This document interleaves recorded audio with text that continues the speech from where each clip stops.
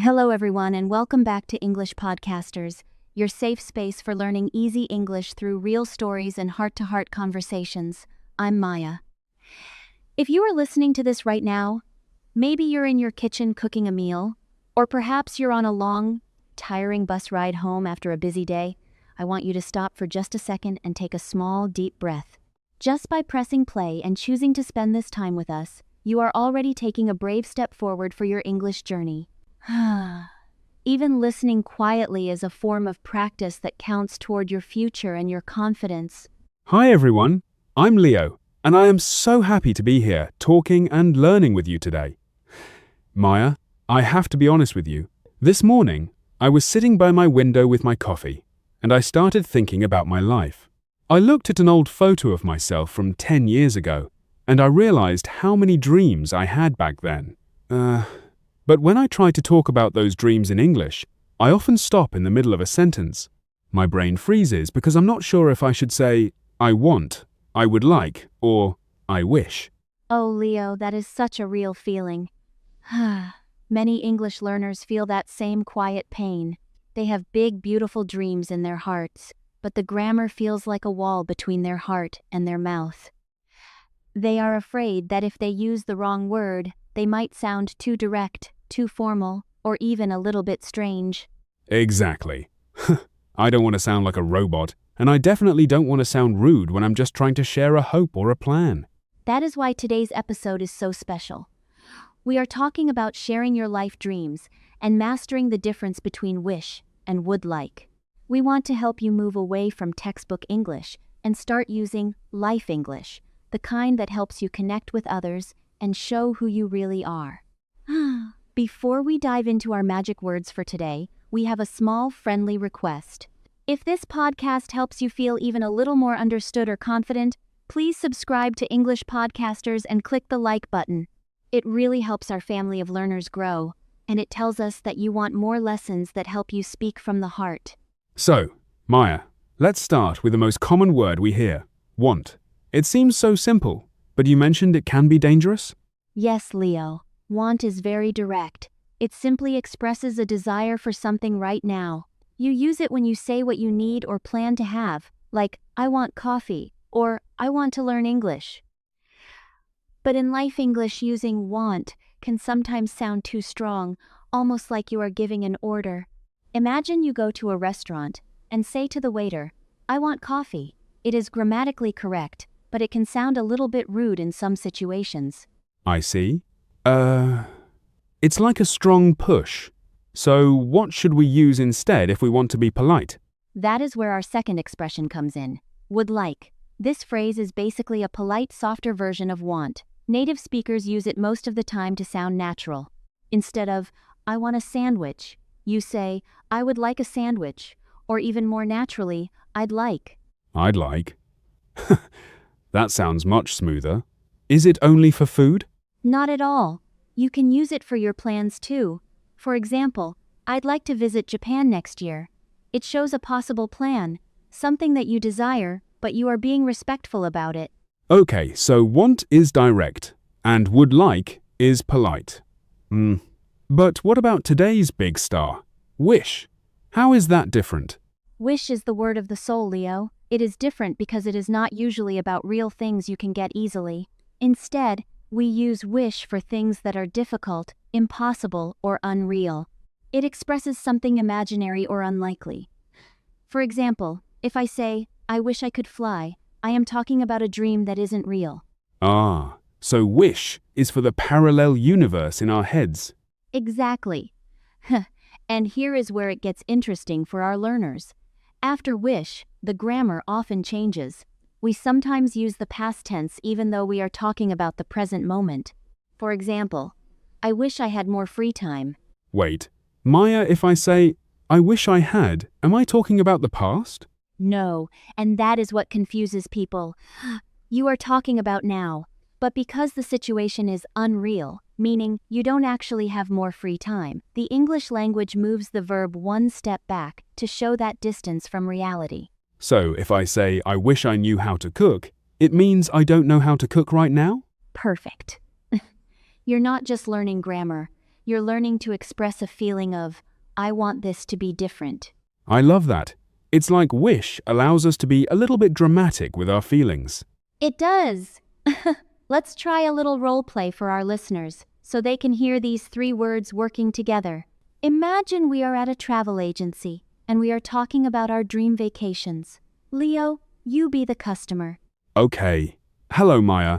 I'm looking at these photos of Italy. I want to go there someday. Italy is beautiful. Would you like to see some hotel options for next summer? Yes, I'd like to stay in a small village. But honestly, I wish I had enough money to travel for a whole year. See, Leo used want for his general desire, would like for his polite request about the hotels, and wish to talk about that big, impossible dream of traveling for a full year. That felt very natural. It wasn't about rules. It was about the situation. But Maya, I have to ask, what if I make a mistake? What if I say, I wish I have, instead of I wish I had? Friends, please hear me clearly. Mistakes are your best teachers. If you say, I wish I have more money, people will still understand your story. Communication is a bridge, not an exam. We aren't here for perfection. We are here for brave English, speaking even when your voice shakes. Having an accent or using the wrong tense just means you speak more than one language, and that is a superpower. I agree.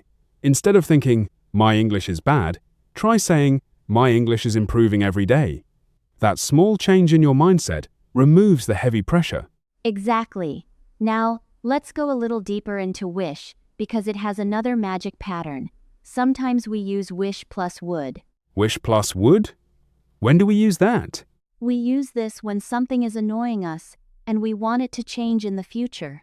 For example, I wish the rain would stop, or I wish my neighbor would turn down the music. It expresses a little bit of frustration. Oh, I use that one every morning.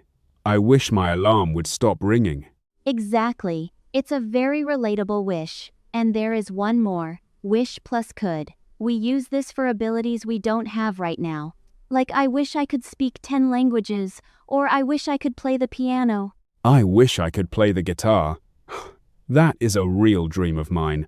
That is a beautiful dream, Leo. And listeners, think about your own life for a moment. Is there a skill you wish you had? Say it out loud right now. I wish I could. Speaking out loud builds your confidence. Maya, I want to talk about the mindset of our dreams.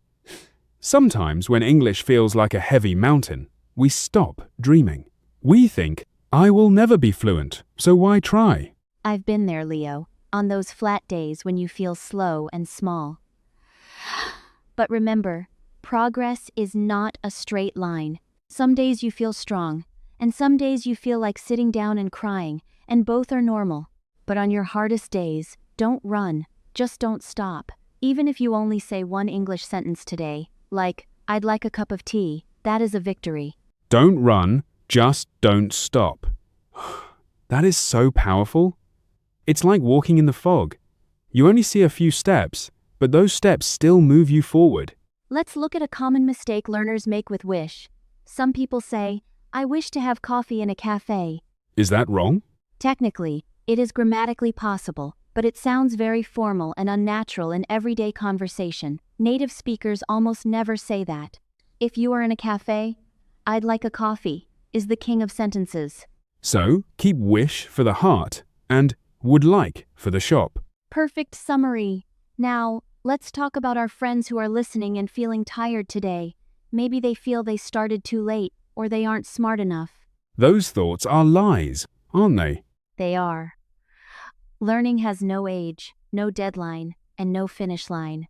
You are a member of the English Podcasters family, and in this family, we support each other.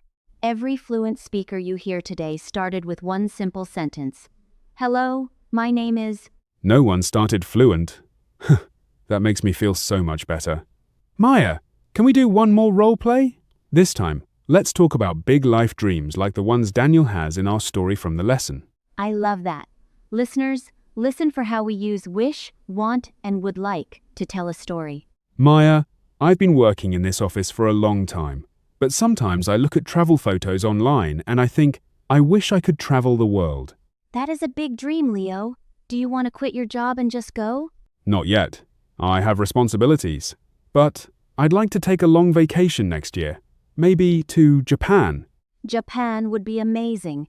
I hope your dream comes true. Thank you. For now, I'm just going to keep practicing my English because I want to be ready when I get there. See how the conversation moved? It acknowledged the unreal dream with wish, the polite plan with would like, and the practical motivation with want. It feels like English is not just words. It's a tool for connection and empathy. It truly is. When you share your dreams, you are opening your world to someone else. You are saying, "This is me, and this is what I hope for."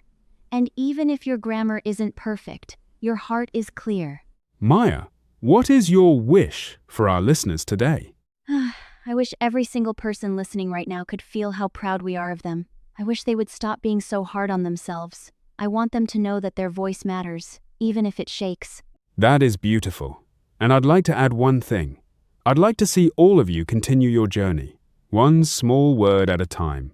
We are so incredibly proud of you for staying with us until the end of this episode. It shows you are dedicated to your future and your dreams. Now, we have a small challenge for you, an English Podcasters Challenge.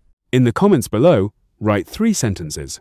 1 using wish for an imaginary dream, 1 using would like for a polite plan, and 1 using want for something you desire right now. For example, I wish I could speak English fluently today. I would like to travel to London next year. I want a cup of coffee right now. We read every single comment, and we smile because every sentence you write is a sign of your growth. Your story matters, and English is the tool that helps you share it with the world. Take small steps. Use your soft words. Don't run. And please, don't stop. You are closer than you think, and you are doing better than you realize. We'll see you in the next episode of English Podcasters. Keep speaking, keep growing, and remember, even a whisper counts. Bye-bye, everyone. Have a wonderful, brave day. Bye. Remember, your dreams are worth the effort.